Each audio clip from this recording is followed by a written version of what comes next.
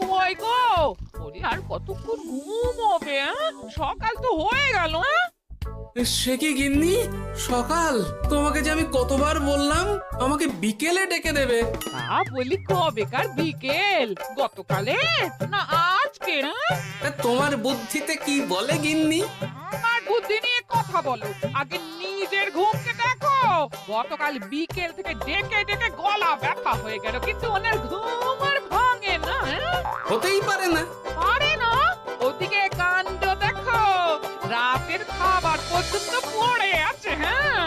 আজব কাণ্ড। যাই হোক, অনেক দেরি হয়ে গেছে বুঝলে, আমাকে এক্ষুনি রাজসভার জন্য বেরোতে হবে।